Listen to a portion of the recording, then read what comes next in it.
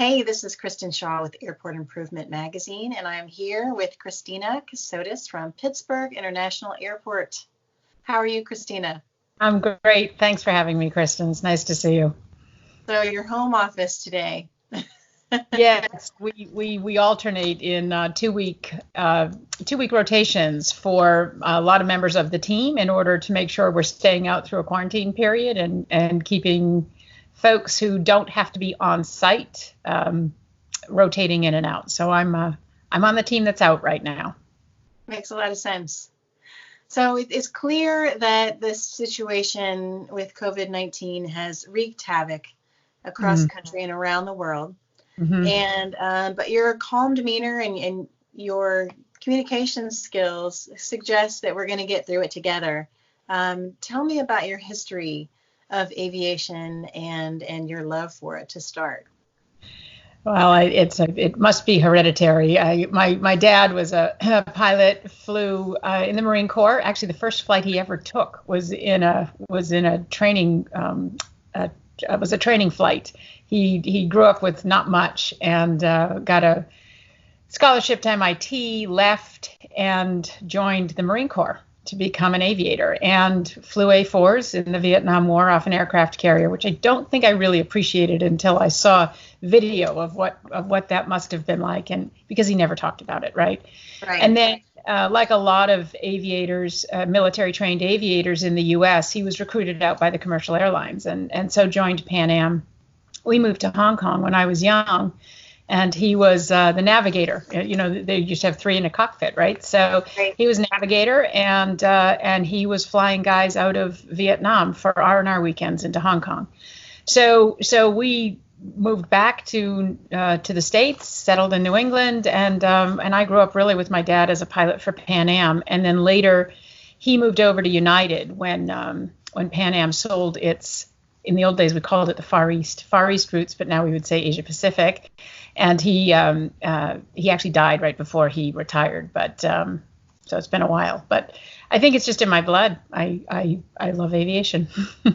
That probably helps you when you're thinking about all the different scenarios that people have gone through in this industry. Like you've seen a lot already, right?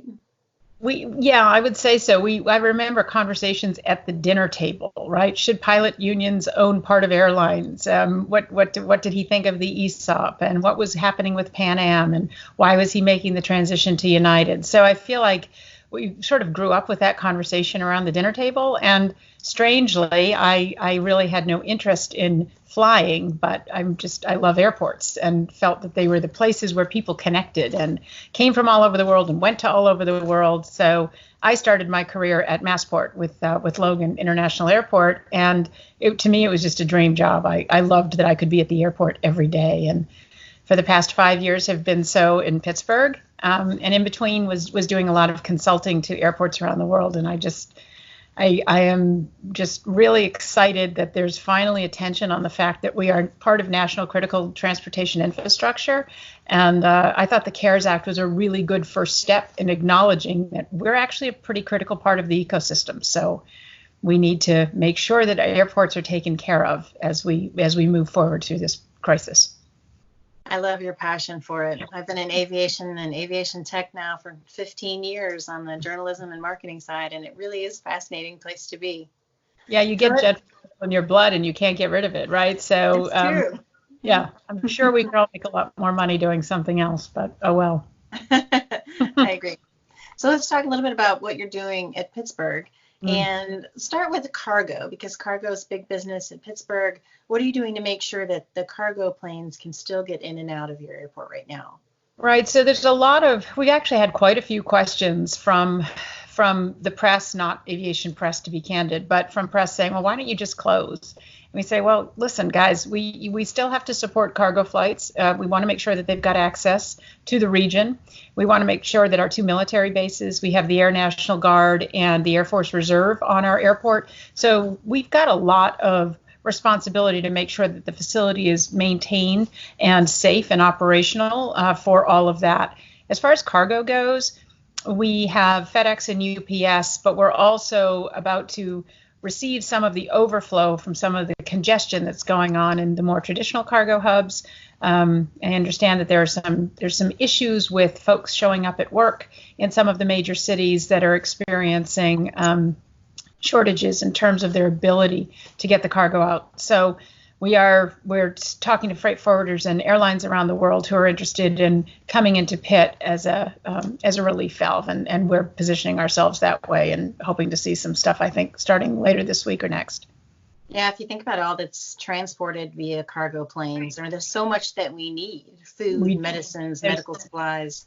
Right. And there's so much backlog coming out of Asia, right? Because you think of all of those goods and materials that couldn't get out in the belly of passenger aircraft when those were limited.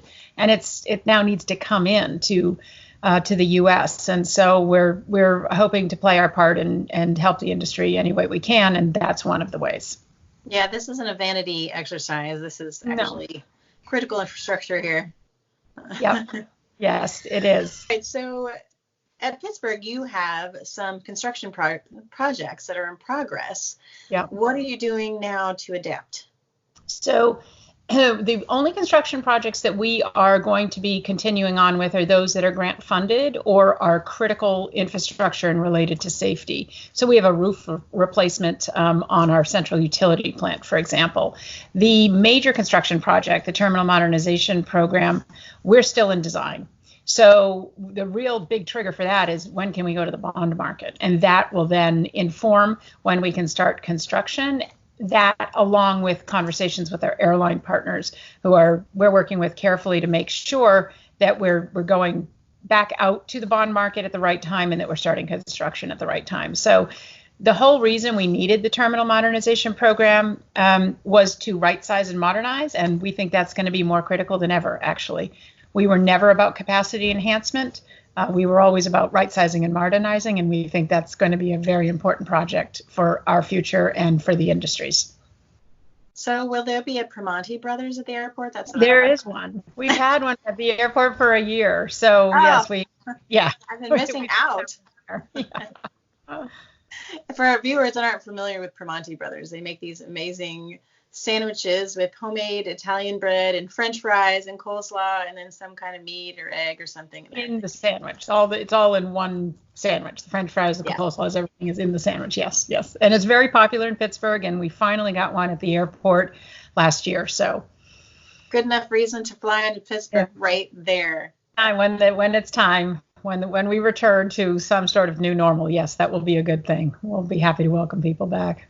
Well, that's a great segue to the next question, and that is, what are travelers going to find when they come back to Pittsburgh? Is there going to be anything different? Well, we are taking a look at where we think the industry will go with social distancing. What does that mean for our facilities? What does it mean for checkpoints? What does it mean for ticket counters? What does it mean for our train? So I would say that yes, we're looking at that, and we want to be part of creating that conversation. There was structural change after 9/11. TSA got created, and we all had to find places in our airports for the checkpoints. So especially as we plan the new terminal, we're looking for what type of expectations will travelers have and the industry demand. And I don't know what they'll be, but I'm sure whatever they are, we'll have them implemented at Pittsburgh. What do you think we can learn from this as an industry, this unexpected curveball? Well, I think as an industry, what we learn is that it's possible, right? I think that we all remember rainy day funds. We were all cautioned to have those in personal finance. Well, it's raining and it's time to use them. I also think that what we'll learn is that aviation, airports, airlines, everything that supports the industry is actually part of critical infrastructure, is part of being, it has a utility function. And so we have to make sure that maybe like the banks, coming out of the 2008, 2010 recession, we've got to make sure that there are certain provisions in place to make sure that key components of the aviation system are going to be healthy and can withstand crisis going forward. So I don't know what will come out of it, but those are some thoughts that I've had that may be relevant. Who knows? Well, keep up the great work. I'm looking forward to coming back to Pittsburgh for Primanti Brothers and other reasons. And it is a great honor to talk to you. No, thanks, Kristen. I really appreciate the opportunity. Thank you.